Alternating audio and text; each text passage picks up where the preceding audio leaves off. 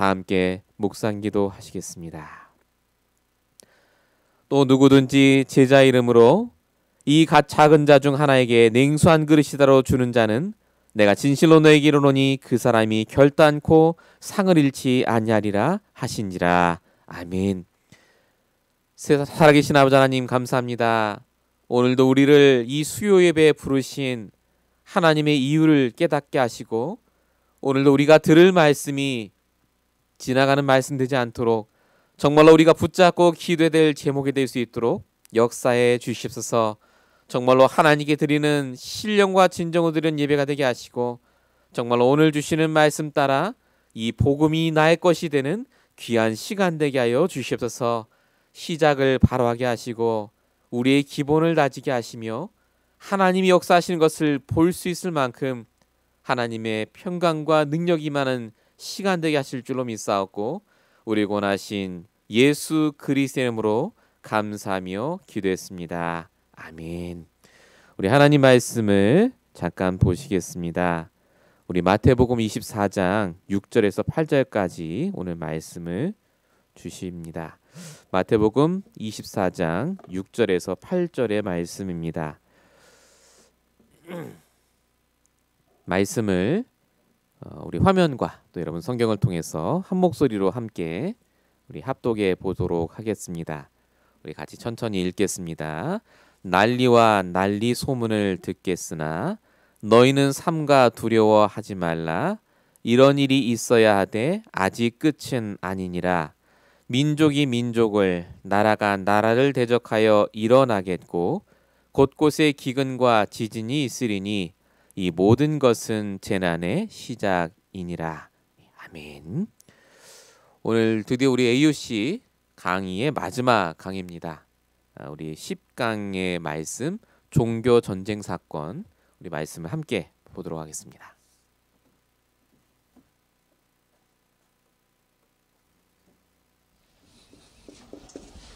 마지막 10강은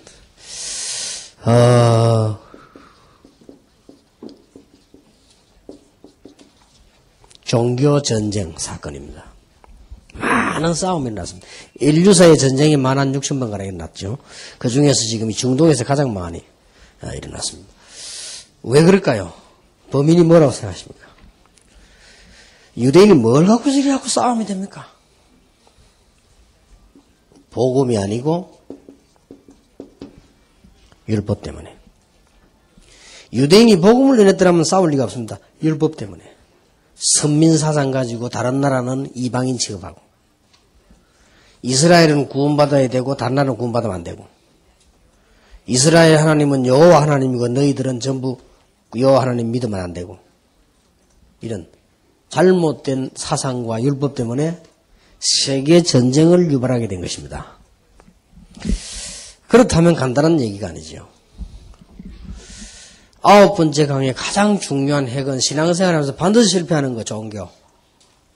이 복음이 종교가 되어 버렸단 말이에요. 그 다음에 10번째는 마지막으로 기억해야 될 것은 율법. 이스라엘이 율법을 강하게 붙드는 바람에 세계전쟁까지다. 이웃 간의 싸움까지다. 그래 일어났다면 우리는 이거 빨리 캐치를 하고 제대로 하셔야 되겠습니다. 전에 보고 드린 바 있습니다만 제가 총신대학 사당동에서 학교에서 공부를 하고 있는데 입구에 나오면 사당동 앞에 보면 큰 길이 버스길 있잖아요. 그러면 약간 옆에 보면 여유가 있죠. 거기에 웬 영감이 하나 앉아가지고요. 막 계속 하루 종일 고함 지르는 거예요. 생기기도 마주 막 그래 생기고 막 고함을 계속 지르고. 고함 지르는 내용이 뭔가 하고 한번 들어보니까요. 똑같은 말을 한 3가지 말을 계속 반복하는 거예요. 장로교는 이단이다. 그 다음에 칼빈은 지옥 같다. 이런 말이에요. 그러니까 행함으로 구원받는다. 회개하라. 뭐 이런 거. 뭐 이런 말들을 계속 들어. 그래서 우리가 뭐 말 붙이는 줄만 하면요. 말 붙일 줄 알고 듣지도 않고 계속 영감이요. 힘도 좋아. 하여튼 막 그 소리 하루 종일요. 마이크 같은 거 없이 그냥 맨 육성으로 그냥 계속. 비가 올 걸 대비해가지고 그런 종이 몇 개 써서 코팅해가 딱 깔아놓고요. 계속. 대단하대요. 참 맞는 말이지만 안 됐다. 근데 율법 마귀가 들려버린 거야, 그 사람은 이제. 율법 정도가 아니고.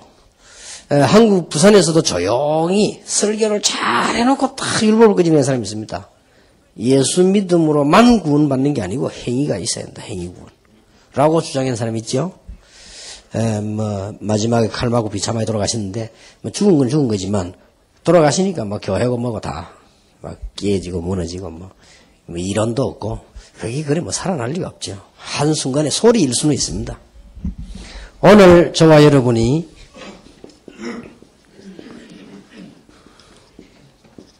이걸 교인들로부터 잘 알게 만들어야 됩니다. 율법이란 무엇인가? 일단 율법에 대해서 장단점부터 알아볼 필요가 있습니다. 율법에 장점이 있습니다. 뭔가 하니까 행동으로 하나님을 섬기겠다는 겁니다. 참 좋죠. 그게 장점입니다.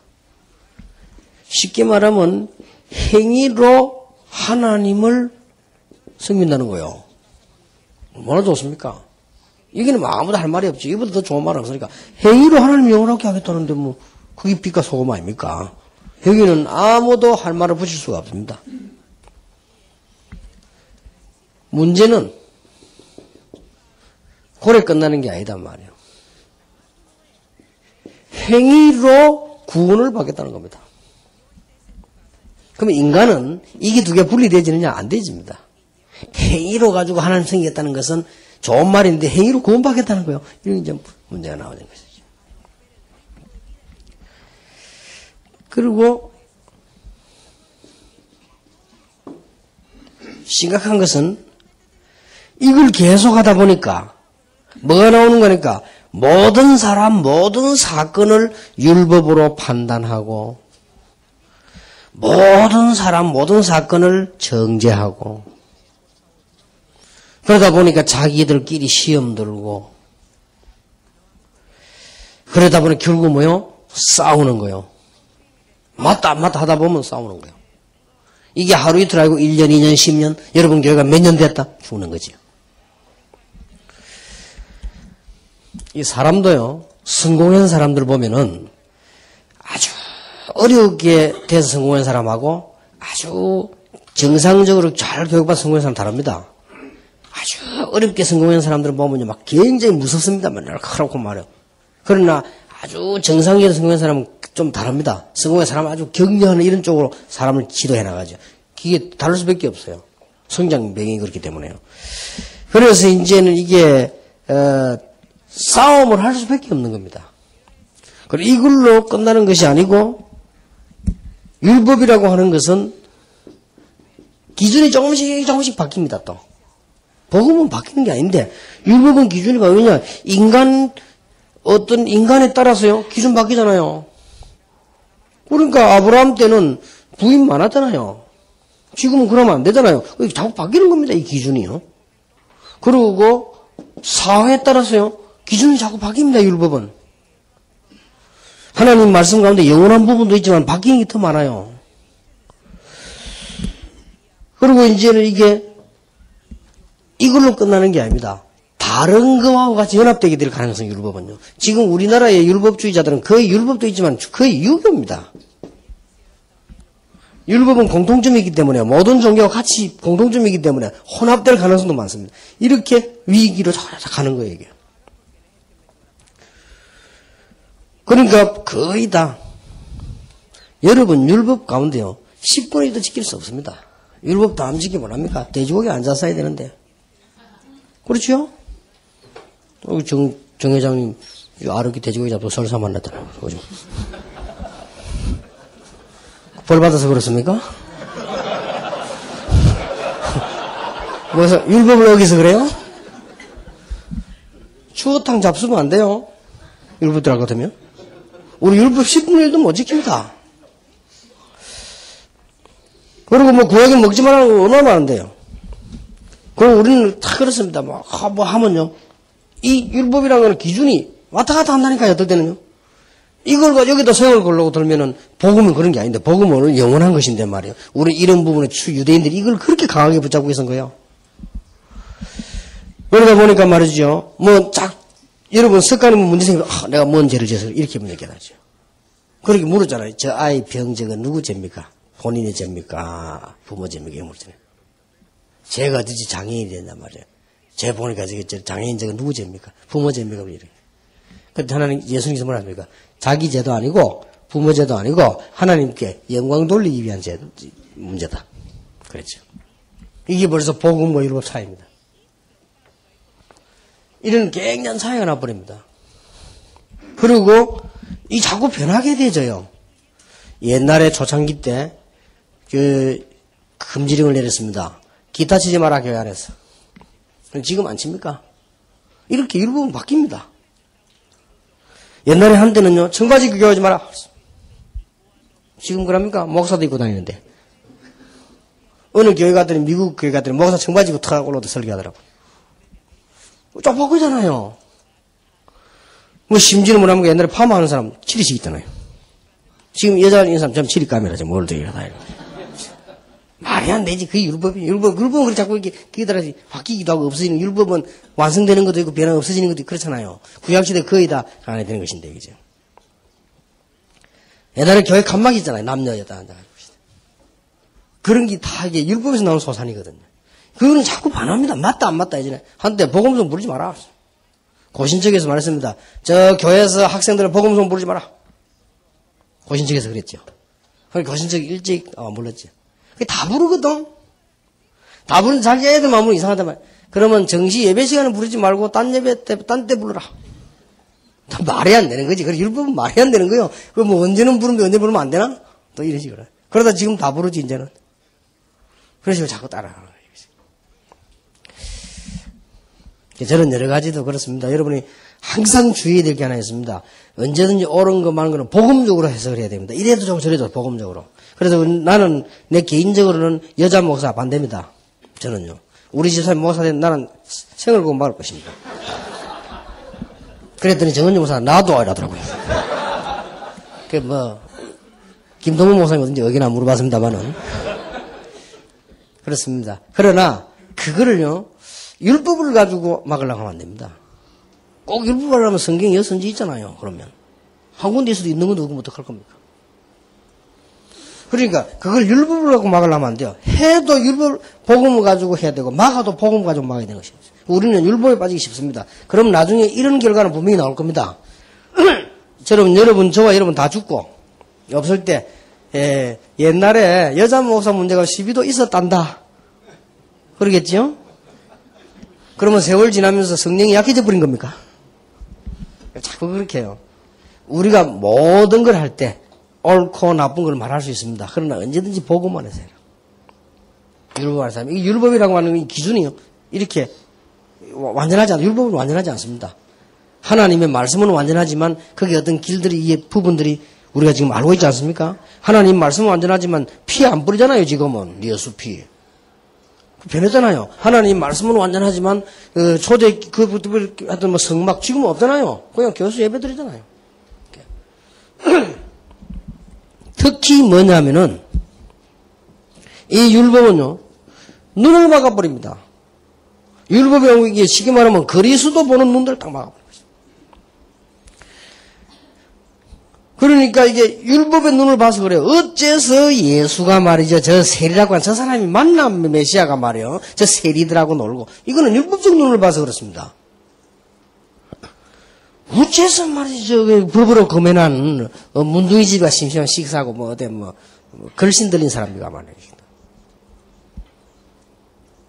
아주 경건하게 사람이 된 사람인데 말이지 이게. 포도주나 삑 만들어주고 마시고 말이에요. 이 사람들 율법적으로 볼 때 이게 막 다 아닌 거야. 그러고 말이지, 이 안식일에 말이야. 그렇고 안식일에 저게 뭐고 말이지. 이렇게 봐한 거야. 자, 이 네 개를 잘못 봤다는 말이 아닙니다. 율법적인 눈으로 보니까 그리스도가 안 보이는 거야. 누군지는 몰란 거예요. 이렇게 유대인들은 어마어마한 실수를 가져가게 되어 있어요. 두 번째입니다. 율법으로 절대 안 되는 거 있습니다. 그게 더 중요하지요.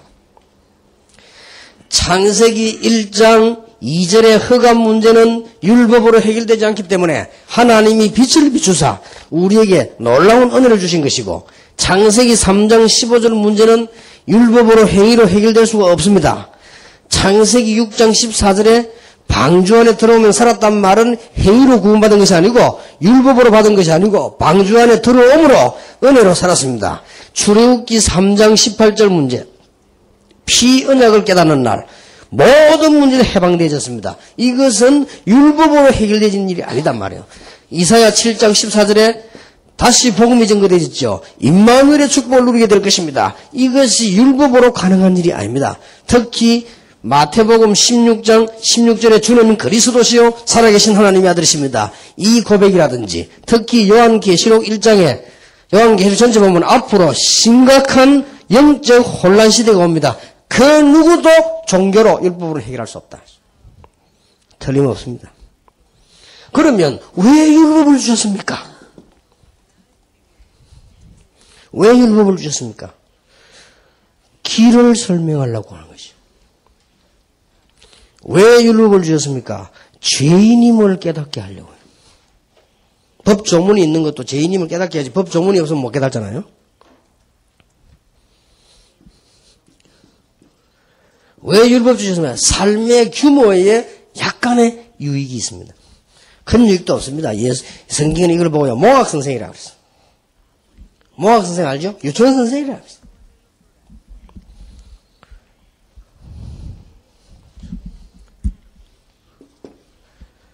유대인들이 그렇게 큰 문제를 일으켰던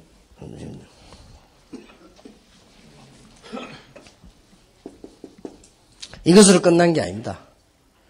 유대인의 율법이 그대로 이어진 것이 유대계 율법이 그대로 이어진 것이 안식교입니다. 이 율법이 그대로 이어진 것이 천주교입니다. 더 엉망으로 만들면서 이어졌죠.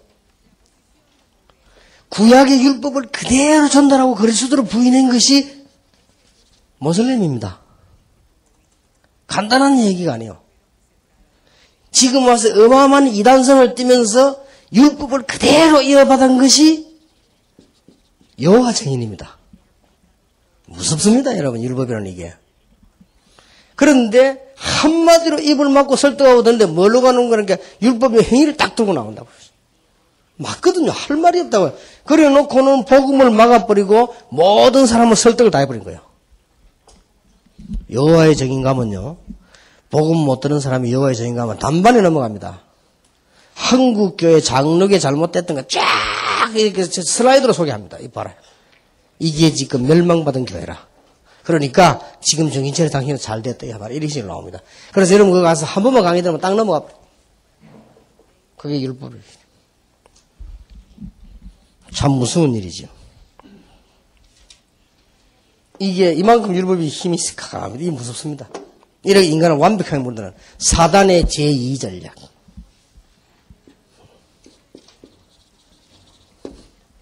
사단의 제1전략 종교, 제2전략 율법. 이거는 지금 어지간한 사람들이 이게 알아듣지도 못할 겁니다. 솔직히 지금요. 일반 교회 다니는 목사님이 그건 뭔 말이고 말이지. 지금 율법을 하나님 말씀 갖다가 왜 그러냐 말이에요. 그럴 거란 말이에요.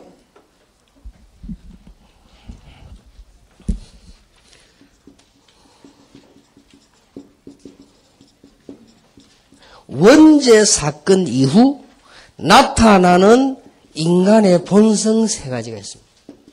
원죄 사건 이후에 인간은요, 자꾸만 복음적으로 안 가고 이 종교적으로 자꾸 가려고 하는 거예요. 원죄 사건 이후에 인간은 자꾸만 은혜적으로 안 가고 자꾸만 율법적으로 가려고 하는 거예요. 그리고 자꾸만 이리로 돌아갈 때마다 하나님 깨뜨리잖아요. 원죄 사건의 인간은 자꾸만 이게 신비적으로, 그것도 건전한 건 뭐다 불건전 신비적으로 자꾸 가는단 말이에요. 이렇게 만들어진 것입니다.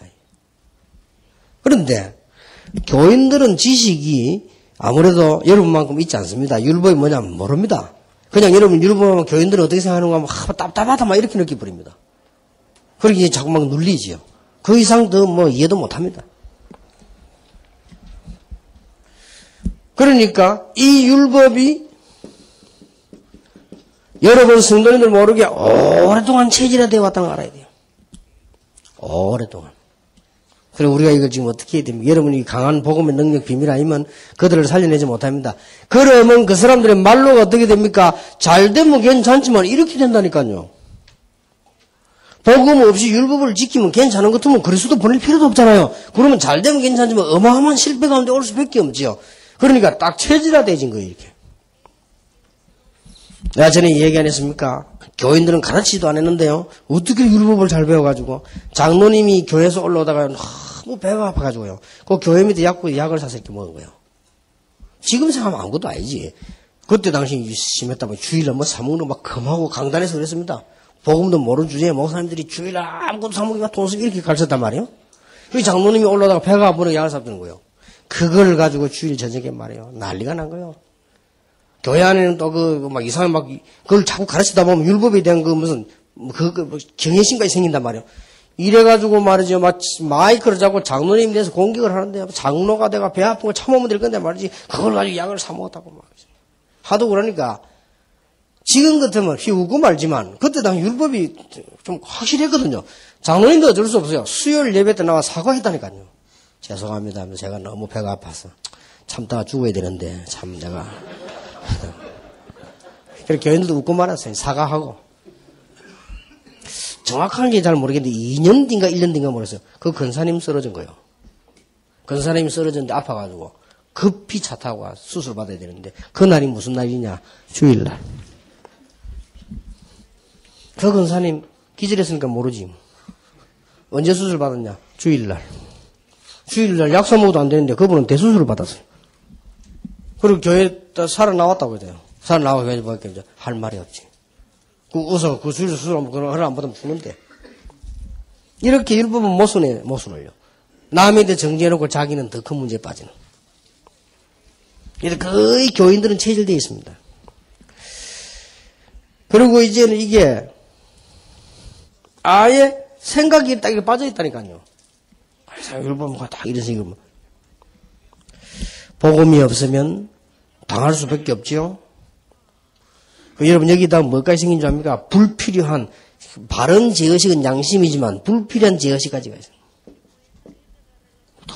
내가 봉사를 많이 못해가지고 하나님 복을 못 받는 것 같다. 내가 말이지 이런 식으로 자꾸만 이렇게 의식을 가지고 있습니다. 당당하게 해야 되는 하나님 자녀로서 말이에요. 나는 헌금도 많이 못하니까 경제 축복을 많이 못 받는가 보다. 어려면은 맞는 말입니다. 그러나 그건 막 제의식이 막 사람 이런 식으로 신앙생활 사람 참 많습니다. 그 정도면 괜찮습니다, 이게. 아예 잠재의식 속에요. 너무나 오래 들어가지고 무의식 속에 이 율법이 꽉 잠겨 있습니다. 그리고 실제적인 삶 속에 들어가 있습니다. 그리고 구원 없는 자일수록요, 더 율법에 더 밝습니다. 참 희한하죠. 한 번은 우리 교회 어떤 이상한 놈이 찾아와가지고 막 이상한 걸 자꾸 하고 그러세요.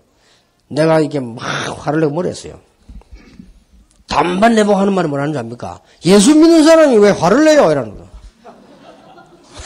그래서 내가 예수 믿는 사람 화면 못 내냐?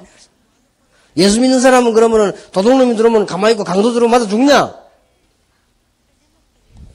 그래 보세요. 예수 믿는 사람 왜 화내냐? 병고시 당한 율법이 들어가 있다니까요. 여러분 정신병자이지요. 정신병원 가서 한 몇 주는 꼭 해볼 필요 있고요. 정 안 되면 며칠 해볼 필요 있습니다. 윤성주 목사 내보고 이제 왔냐면 윤성주 목사 내보고 부탁. 목사님 내가 어떻게 하면은 정말 치유 사역을 바로 할 수 있겠습니까? 좋은 한마디만 부탁합니다. 그래 정신병원 한 달마다 가라. 그래 아마 저분이 한 달인가 갔을지 아마 한 달인가 몇 주 안에 갔을 거예요. 많은 걸 얻었대요. 그럴 겁니다. 여러분 정신병원에 가보면요. 정신병자는 세 가지 특징을 가지고 있습니다. 굉장히 염려 많습니다. 염려가 너무 많아가지고 아닌 것도 염려합니다. 지금 간첩이 온다 해서 하면서 염려병이 그러고 막 하루 종일 이빨 당기자도 왜 그러냐 이빨이 튼튼해진다면서 막 어떤 여자는 하루 종일 머리만 감아요. 내 머리 감고 털고 있다니까 왜 그러냐 했더니 사람이 머리가 깨끗해진다면서 그럼 돌아다니까 쓰지 사람이. 그리고 막 지나치 막 염려를 막 합니다. 그게 정신병자 특징이요. 두 번째 성격이 뭐냐? 굉장히 율법적 원망을 합니다. 지는 멋대로 살면서요. 율법적 원망. 우리 아버지가 싹 다 기억하고 나 깜짝 놀랐습니다. 몇 년 며칠까지 다 기억하고 있어요. 이게 사단이 안 도와주고 가능한 얘기입니까? 한 번은요, 내보 질문 당하는데, 목사님이 몇 시 때 오셔가지고 메시지 했는데 딱 묻는 거예요. 율법적인 걸린 부분을 딱 갖다 묻는 거예요. 그리고 내가 복음 얘기한 거지, 그건 언제든지 다 잊어버린 거예요. 참 희한하죠. 정신병자의 두 번째 특징이에요. 아주 율법 충만합니다. 늘 아버지 원망, 어머니 원망, 참 원망만 정신들어요. 나는 자신한테 심지어 뭐까지 하나 정신병원에 있는 사람 의사 보고 저것들 다 돌았단 말이에요. 내 나를 이렇게 갖다 놨다, 멀쩡한 나를. 이럽니다. 니는 안 들고 저 사람 돌았냐, 이게 그렇다, 이게. 그 증거대 봐라, 어제서 내게 저것들이 뭐가 자꾸 된다, 깜짝 놀랍니다. 그 의사들 실수된 거 다 얘기합니다. 그리고 그 복음 얘기하죠? 이제 뭐. 그 정신병자의 그 사회 보면 아시죠? 세 번째 특징이 뭐냐? 절대 단합 안 됩니다. 개인. 지 혼자 만들어 생각하면 두 사람하고도 조화를 못 이뤄. 조화를 이루지 못합니다. 세 사람하고는 더 안 되고 두 사람 조화를 못 이뤄. 그래가지고는 500명 정신병자, 남자만 500명만 하면 병원에 그 햇빛 요양을 했잖아요. 그게 내가 그 찬송 그 대회한다 해서 뭐 가봤는데 보니까 병자들이 나와서 찬송하면 멀쩡해요. 그래서 장로님 저희들이 좀 멀쩡하네요. 그랬더니 약을 다 먹이나서. 약 안 먹으면 햇빛없다. 그래서 내가 물어봤다. 만약 저 애들이 만약에 막 폭동 일으키면 어떡합니까? 만일 저렇게나 폭동 일으키면 사고 낼 것이 어떡합니까? 그랬더니 그 장로님이요. 아주 재미난 말이었습니다. 역사에 동서고금을 막론하고 정신병자가 단합된 적은 한 번도 없습니다. 서해룡 장로님이 한 얘기요. 그렇겠지요. 이게 무서운 겁니다. 이게. 자, 우리는 이제는 율법을 무조건 잘못됐다고 말하는 건 아닙니다. 바울이 그래 오해를 받아 저 사람 율법 폐기론자다라고까지 오해받을 정도였습니다. 그렇죠. 바울 12절 제가 율법 폐기론자다. 폐기론자가 아닙니다. 율법 속에 갇혀서 인간은 살 수 구원받을 수가 없습니다. 그리고 이제는 우리는 이렇게 보면 거의 기독신자가 얼마나 이게 문제든지 길 가다 보면 압니다. 길 가다 딱 보면요.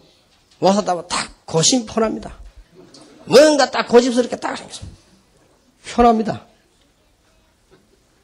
너무 기뻐하지 마세요. 합동. 딱 보면요, 정치 냄새 팍 납니다. 어딘가 모르게 모습에 정치 냄새가 팍팍 풍겨요. 어딘가 모르게. 다 이게요, 율법의 논리 가지고 있어요. 통합? 뭔가가 세상 냄새가, 이거. 조금 발전된 것 같아요. 보면 웃깁니다. 성결하지도 못하면서 뭐 성결교회 하면서 말이야. 이게 전부 공동적 율법의 논리 가지고 다. 내 성결교에서 내 성결하는 놈 본 적이 없거든. 뭐 성결이 됩니까 인간이. 하나님 은혜 아니고 말이에요. 우리는 꼭 기억해야 됩니다. 율법에서 복음으로 가는 것이 모든 문제 해결의 열쇠입니다. 율법에 묶인 인간을 복음으로 가게 되는 것이 모든 문제 해결의 열쇠예요. 자, 몇 가지만 하면 됩니다. 첫째로 우리는 정말로 진실한 질문을 한다면 죄인입니다. 거짓말해서 그렇지 정말로 진실한 질문을 한다면 죄인입니다. 원죄 빼놓고도 원죄는 막 그냥 모르고 있었다 손치고 그 어마어마한 무서운 죄는 모르다 손치고 우리가 지은 죄만 해도 우리는 죄인입니다. 여러분이 하루 24시간 가운데 1초만 죄를 짓는다 합시다. 그래도 1년이면 365개, 10년이면 3650개. 여러분이 평생 살고 나면요, 몇만 개 돼버려. 재투성이 돼버려.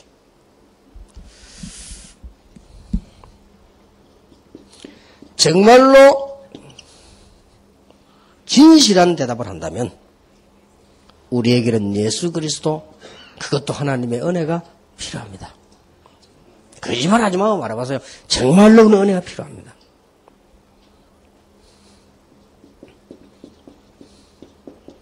우리가 진실한 신앙이라면 감사 나옵니다. 여기 뭐 병신도들이 주로 없으니까 말로 진실한 정말로 내가 믿음이라면 감사 나옵니다.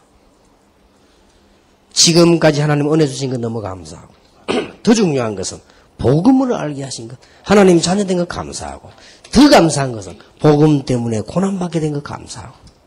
감사 수준이 좀 다르지요? 여러분, 율법에 빠진 사람들은 두려움에서 헌신을 합니다. 우리는 그런 게 아닙니다. 감사의 헌신입니다. 다릅니다.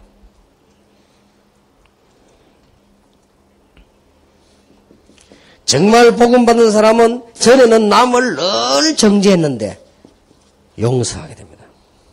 1만 달란트의 죄를 용서받았기 때문에 100데나리온쯤 그야 얼마든지 용서할 수 있죠.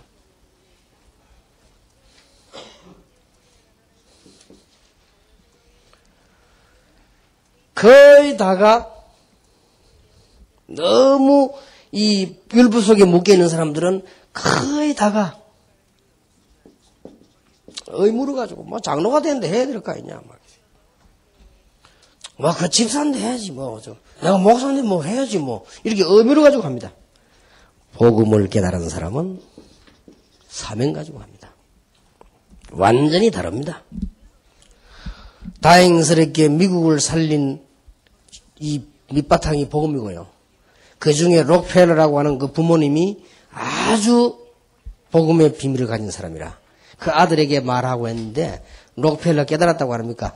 이 두려움과 정죄와 의무가 아니고 이 무서운 게 아니고 하나님 앞에 너무 감사해서 부모님이 말한 11조를 이렇게 많이 드렸다 합니까?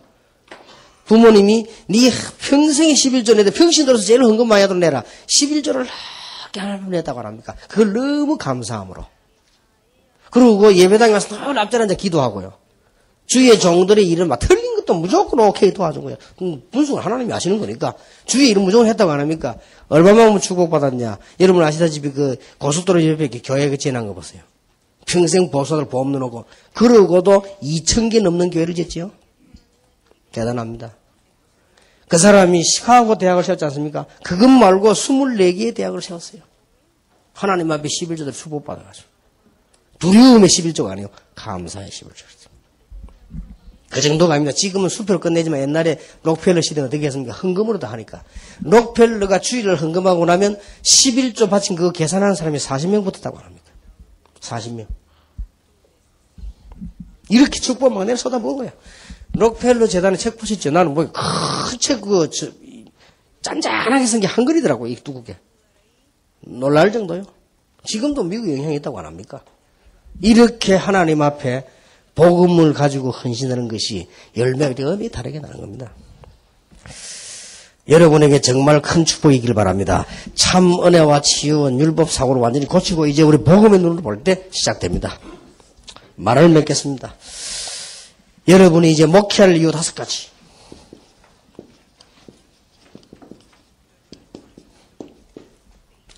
목회자 전문 합숙훈련 때 말씀드렸습니다. 성도를 어떻게 하면은 3가지 체질로 만들겠냐, 이것만이 사는 길이거든요. 어떻게 하면 복음 체질, 전도 체질, 기도 체질을 만들겠냐. 나타난 성경에 있는 20가지 발견한 비밀 가지고 정말로 차근차근히 하면 됩니다. 2번째입니다. 여러분이 목회할 이유입니다. 이제는 흑암 세력이 문화 쪽으로 파고들었기 때문에 여러분 아이들 무너지는 시간 문제입니다. 그래서 공동체 훈련장을 만들어 놓고 흑암 문화에 대비하자. 그냥이 아닙니다. 앞으로 이거 굉장한 응답 올 겁니다. 두고 보세요. 이제는 여러분들이 그냥 전도해서는 안 됩니다. 지교회 전략을 펴서는 모든 지역을 제자화하자. 기억하셔야 됩니다. 밖으로는 산업선교, 안으로는 기능선교 같은 말입니다. 우리 바깥에서 전체 모일 때는 산업선교요, 교회 안에서는 기능선교로 만들어 선교 분야에 헌신하도록 만들어라. 그냥 산업선교 이래 뿌리면 전체적인 거이기 때문에 교회 안에서는 기능선교를 만들어서 모든 분야에 헌신하게 만들어 진짜 경제 축복 받도록 만들어라. 그리고 평신도는 모든 선교에 참여할 수 있도록 모두가 다 이 어마어마한 일에 동참할 수 있도록 만들어라. 왜냐? 이 복음이 어마어마한 게 사실이라면 전부 교회에 있어도 율법으로 종교로 가온 이 시대에 급한 시대를 만나기 때문에 하나님 여러분 그냥 응답하신 게 아니라 급하게 응답하실 것입니다. 10가지 사건. 모르면 신앙생활 안 됩니다. 이걸 알면 한눈에 딱 끼고 있으면 역사 달라질 것입니다. 내일부터 오늘부터 여러분 인생은 바뀌게 될 것입니다. 하나님의 큰 축복이 넘치기를 예수 이름으로 축원합니다. 하나님께 감사드립니다. 귀한 사자들에게 새로운 인생과 목표와 새로운 힘을 주심으로 하나님의 역사가 이루어지게 하옵소서. 주 예수 그리스도 이름으로 기도하옵나이다. 아멘. 오늘까지 해서 AUC 강의를 다 보셨습니다. 2004년도 하셨던 말씀이었고요. 가장 중요한 말씀들을 우리가 좀 점검하고 우리가 좀 넘어가야 되겠습니다. 가장 중요한 것은 우리가 영적으로 모든 것을 보는 것입니다. 사람들에게는 문제의 가장 근본 시작은 창세기 1장 2절이다. 흑암과 혼돈과 공허에서부터 시작이 됐다. 그것이 창세기 3장 15절에 하나님을 떠나는 원죄 사건으로 벌어지고요. 그것이 창세기 6장의 홍수 사건으로 창세기 11장의 바벨탑 사건으로 그래서 5가지의 이 흑암의 사건들, 영적인 사건들 때문에 그 이후에 이스라엘 백성이 포로로 노예로 소국으로 그리고 성전이 무너지고 그리고 오늘 들으신 말씀 그대로 복음이 종교화가 됐다. 10가지였습니다. 사실 우리가 다 알고 있다고 생각하지만 이런 것들을 우리 현장에서 실제로 적용을 해보면 참 많은 부분들이 보여지게 됩니다. 특별히 오늘 받으신 말씀처럼 우리 안에 복음이라고 받아들였는데 율법화되어 있는 게 되게 많습니다.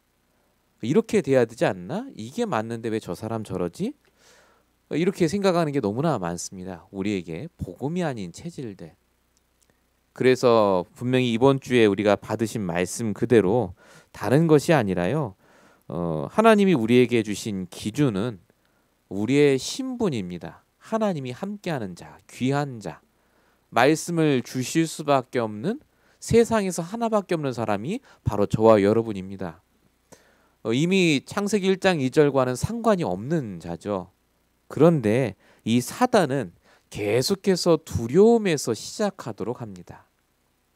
그래서 하나님이 이번 주에 주신 말씀 그대로 우리의 시작이 말씀에서 시작하면 두려워할 이유가 없고 두려워할 이유가 또 오더라도 그런 일이 와도 하나님이 우리를 지켜주시고 증인되게 하신다. 그게 강단 말씀의 첫 번째였습니다. 우리가 아무리 정말로 힘든 문제와 사건 속에 있다 할지라도 아무리 우리가 흑암운동 공허 속에 있다 할지라도 말씀으로 시작하는 자를 사단은 이길 수 없는 줄로 믿습니다. 두 번째 주셨던 말씀이 현장에 대한 말씀이었죠. 나는 현장을 어떻게 보는가입니다. 나는 사람을 어떻게 보고 있는가. 주신 말씀 중에 가장 중요한 것이 바로 눈이었습니다. 눈이라는 말은 다른 게 아닙니다. 저 사람은 예수 믿고 안 믿구나가 아닙니다. 그 사람의 결론을 보는 것이 영적인 눈입니다. 결국 저렇게 살다가는 저렇게 힘들게 하다가는 안 될 수밖에 없겠다는 결론이 나야 우리가 자신 있게 얘기하게 됩니다. 그렇게 살면은 안 된다고요. 그래서 하나님께서 이번 주에 주신 말씀대로 말씀에서 시작하게 하시고 영적으로 싸우도록 우리를 이끌고 계시는 줄로 믿습니다. 그래서 사람을 볼 때 결론을 보시면 영적으로 싸울 수 있고 기다려줄 수 있고 얼마든지 참아줄 수가 있게 됩니다. 마지막 강단 말씀 세 번째가 축복에 대한 말씀이었죠. 뭐가 제일 축복이냐? 전도자에게 냉수 한 그릇이라도 대접한 자는 상을 잃지 않는다. 아, 전도할 때 우리가 좀 도와주면 하나님이 축복하시는구나. 그게 아닙니다. 하나님은 절대로 잊지 않는다는 겁니다. 우리가 받은 축복이 뭐냐면요. 우리가 아침에 일어나서 주무실 때까지 우리가 하는 모든 게 하나님이 갚아주시는 상급이 된다는 말입니다. 단 전제 조건이 있죠. 말씀으로 시작했을 때. 진짜 말씀 인도 받아간다면 우리가 하는 모든 일은 상급을 받을 일입니다. 하나님이 기뻐하시는 일. 그래서 결론적으로 말씀드리면 우리가 AUC 강의를 통해서 붙잡은 것은 우리에게 문제가 올 수밖에 없는 근본적인 이유. 그래서 세상이 망해가는 모습들을 하나님이 알려주셨고, 그래서 하나님의 은혜, 하나님이 우리에게 주신 이 복음을 가지고 이제는 다시 시작하고 응답받고 회복할 시간표를 주신 줄로 믿습니다. 다음 주 우리 수요예배 때는 AUC 1강을 잠깐 볼 겁니다. 앞에 있는 부분 선언을 보고 이제 그걸 가지고 우리가 좀 새롭게 복음에 대한 얘기들을 함께 나눌 예정이고요. 광고 말씀을 바로 이어서 드리면 우리 교회 당을 놓고